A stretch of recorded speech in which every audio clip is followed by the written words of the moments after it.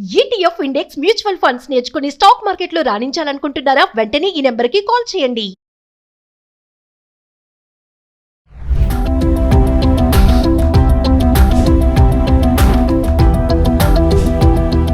నమస్తే, welcome back to Suman TV. Present మనతో పాటు ఉన్నారు పబ్లిక్ స్పీకర్ రజనీరమ్మ గారు. నమస్తే మ్యామ్. నమస్తే నవీన. మేడం, కోపం గురించి మాట్లాడుకుంటే కోపం వల్ల కొన్నిసార్లు మంచి జరుగుతుందని చెప్పేసి మనం వింటూ ఉంటాం.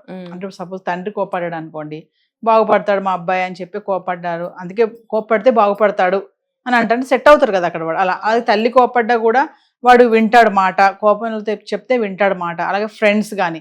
సో ఓవరాల్గా చూసుకుంటే కోపం వల్ల కూడా మంచి జరుగుతుంది అని అంటే కొన్ని ఎగ్జాంపుల్స్ కానీ సజెషన్స్ కానీ. కోపం వేరు, కోపపడటం వేరు.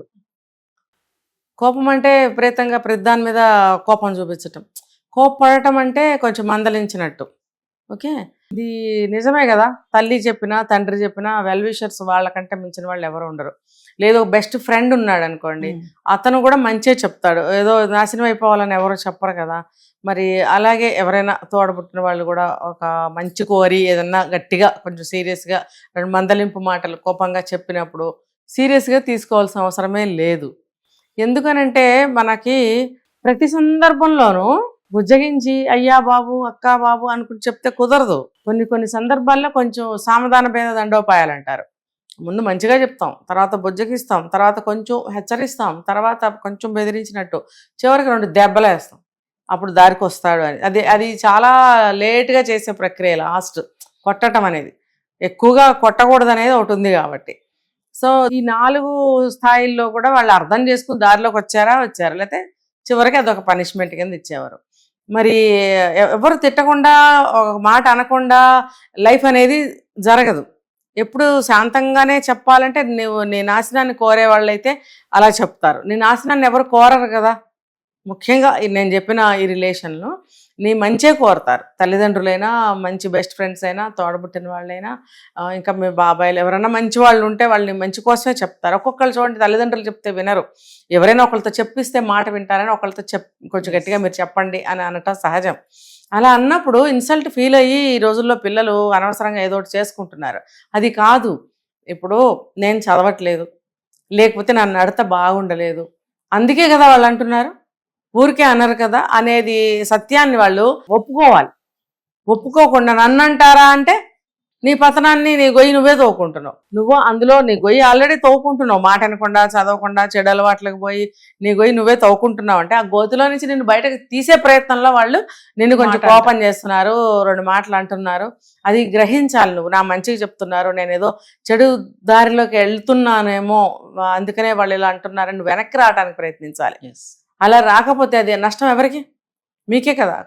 ఇప్పుడు ఒట్టుగా మనం ఊరికి కోపం చేస్తాం ఒకళ్ళ మీద, అది తప్పు. అన్నెసరీగా కొంతమంది ఉంటారు, నేను ఇంటికి పెద్దను కాబట్టి, నేను ఇంటికి మగాడిని కాబట్టి, లేకపోతే వరసకి నేను ఇది కాబట్టి నేను తిట్టాలి అన్నట్టు గట్టిగా అరిచి కోపాలు చూపించడం. అది మంచిది కాదు. అసలు శాంతంగా ఉండాలనేది మనకి అందరూ చెప్పే మాట. ఇప్పుడు దైవపరంగా తీసుకున్న శాంతంగా ఉండమంటారు. ఇప్పుడు మామూలుగా మనం విడిగా చెప్పినా ఎందుకురా అంత కోపం, శాంతంగా ఉండు అని చెప్తాం. ఏ రకంగా చూసుకున్నా శాంతంగా ఉండు అన్నట్టు ఆ యాంగిల్లో కోపం మంచిది కాదు. కానీ ఇప్పుడు పిల్లలకి మేడం, ఇప్పుడున్న జనరేషన్కి పేరెంట్సే కానీ, ఫ్రెండ్సే కానీ, వెల్ విషెసే కానీ కోపడుతుంటే వాళ్ళకి అర్థం కావట్లేదు. ఊరికే నా మీద అరుస్తారు, నా మీద నన్ను తిడతాడు డాడీ, నన్ను తిడుతుంది మమ్మీ, అమ్మమ్మ నన్ను తిడుతుంది అని అంటారు. కానీ ఆ కోపం వల్ల వెనక ఏం బ్యాక్గ్రౌండ్లో ఏముంటుంది అనేది వీళ్ళకి ఎందుకు అర్థం కావట్లేదు. ఈ కోపం చేసేవాళ్ళు కూడా ఊరికే నువ్వు చదువుకోకపోతే బాగుపడవు, చదువుకోవాలి, చదువు అని అంటకూడదు. దానికి ఒక విధానం ఉంటుంది. మీకు ఎందుకు కోపడుతున్నామో కూడా వాళ్ళకి అర్థమయ్యేటట్టు చెప్పాలి. ఇప్పుడు చూడండి, ఇప్పుడు నేనున్నాను, నాకు కూడా సరైన పద్ధతిలో చెప్పకపోతే వాళ్ళు ఏ యాంగిల్లో నన్ను కోపం చేస్తున్నారో నేను కూడా అర్థం చేసుకోలేకపోవచ్చు. నా బ్రెయిన్ ఒకటే ఆలోచిస్తుంది, అరే నన్ను ఏమైనా ఇన్సల్ట్ చేస్తున్నారా, నన్ను ఏంటి ఇన్ని మాటలు అంటున్నారు అనేదే ఆ ఆలోచన వైపే వెళ్ళిపోతుంది నాకు. కానీ వాళ్ళు అనేవాళ్ళు మరి ఫలానా అని మొదలుపెట్టి చెప్పినట్టయితే నా బ్రెయిన్ నిదానంగా ఆలోచించడానికి అలవాటు పడుతుంది అక్కడ. మరి అలాంటప్పుడు పిల్లల మైండ్ ఇంకెలా ఉంటుంది? వాళ్ళకి అసలు ఇంకా ప్రపంచాన్ని చూడని పిల్లలు వాళ్ళకి ఇవన్నీ అసలు తెలియని విషయాలు. కాబట్టి వాళ్ళు పరిచయం చేయాలి, ఒక్కొక్కదాన్ని పరిచయం చేస్తూ ఇది ఇలా ఉంటుంది, ఇది ఇలా ఉంటే మనకి ఇలా చెడు జరుగుతుంది, ఇలా ఉంటే మంచి జరుగుతుంది, దీనివల్ల లాభం ఇది అని అన్నీ తెలియచేయాలి. నేను పేరెంటింగ్లో కూడా చెప్తూ ఉంటాను, పిల్లలకి ప్రతిదీ ఇంట్రడ్యూస్ చేయాలి చిన్నప్పటి నుంచి, అది ఎందుకో చెప్పగలగాలి. వాళ్ళు కొంతమంది పిల్లలు క్వశ్చన్ చేస్తుంటారు, ఆ క్వశ్చన్స్కి సమాధానం చెప్పలేని తల్లిదండ్రులు ఉన్నారు. ఎందుకు తెలియదు, వాళ్ళకి ఆన్సర్ తెలియదు. అది మరి అప్పుడు ఆ తప్పు ఎవరిది? ఇప్పుడు ఆ డౌట్ అలాగే ఉండిపోతుంది ఆ పిల్లాడికి.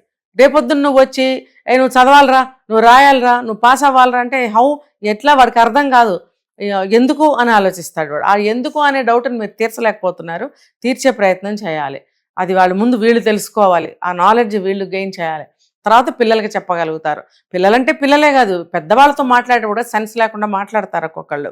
అలా కాదు, అది ఎందుకో వివరణ ఇస్తూ చెప్పినట్టయితే, మందలించినట్టయితే, కొంచెం కోపం చూపించినట్టయితే నిజమే కదా, వాళ్ళకి కోపం రావటం సహజమే, నేను ఇలా ఉన్నానని అర్థం అవుతుంది. అంటే కోపం వల్ల జరిగే నష్టాలు లాభాలు అంటే కొంచెం చెప్తారా మేడం? నష్టాలు, కోపంతో తన కోపమే తన శత్రువు అని మనకి తెలిసిందే అది కదా. అన్నెసరీగా మనము నేను చెప్పాను నేను ఫలానా కాబట్టి నేను కోపం చూపించాలి అని అనుకుంటే ఎవరికి నష్టం? ఎగ్జాంపుల్ తీసుకుందాం, అవతల వాళ్ళు చెప్పేది తలకెక్కించుకోకుండా నన్ను అంటున్నారా అని కోపం తెచ్చుకుంటే ఆ కోపం నీకే శత్రువు అవుతుంది కదా, నీ పతనం నీ శత్రువే కదా. నువ్వు కోపం చేసి నువ్వు మాట లేదు, అరిచావు, అన్నం తినలేదు, అలిగావు, వెళ్ళిపోయావు ఇంట్లోంచి, మళ్ళీ ఎప్పుడుకో వచ్చావు, మళ్ళీ చదువుకోమంటే మళ్ళీ కోపం వస్తుంది, అదంతా నీకు శత్రువే కదా. నన్ను అంటారా అని నువ్వు కోపం చేయటం వల్ల నీకు చెడే జరుగుతుంది, అప్పుడు నీ కోపం నీకు శత్రువైనట్టే.